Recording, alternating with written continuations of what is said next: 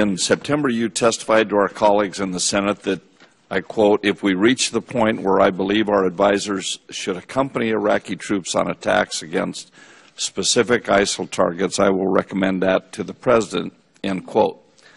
However, during a recent interview on Frontline, Deputy National Security Advisor Ben Rhodes stated that the President will not reconsider his boots-on-the-ground limitation, regardless of any recommendation you might provide.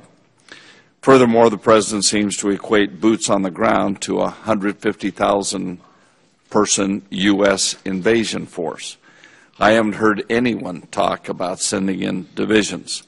So please help us understand the circumstances where you would envision the need to introduce U.S. military troops into combat situations and the size and types of forces or capabilities that these would be.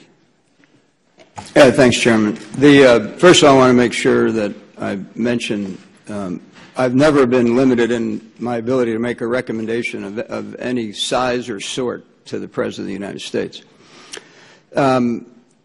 As we look ahead to the campaign as it evolves, there are certain operations that could be more complex than the ones in which the Iraqi security forces are currently involved. They're doing a better job, and I think soon we would be able to describe it as a good job in Anbar and up moving north out of Baghdad, the Pesh moving south out of the KRG.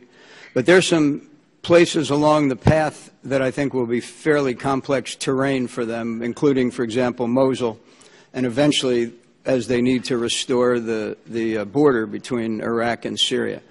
I'm not predicting at this point that I would recommend that those forces in Mosul and along the border would need to be accompanied by U.S. forces, but we're certainly considering it.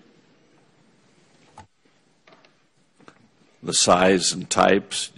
Well, back to your point, it's probably worth mentioning there's two ways we could go about this strategy to defeat ISIL.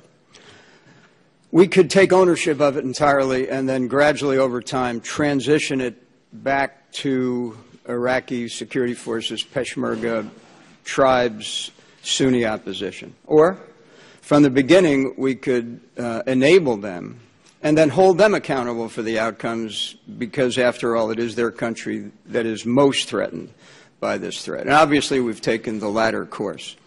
In taking that latter course, we've established a modest footprint, one that is focused on the development of these security forces, assisting them with planning, integration of fires, and advising and assisting them from higher headquarters.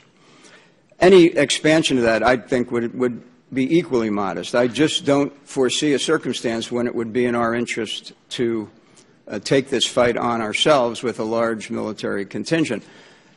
Could there be an exception? I mentioned assumptions in my prepared statement. One of our assumptions is that the government of Iraq will be inclusive. One of the assumptions is that the Iraqi security forces will be willing to take back Anbar province and Nineveh province. If those assumptions are rendered invalid, I will have to adjust my recommendations.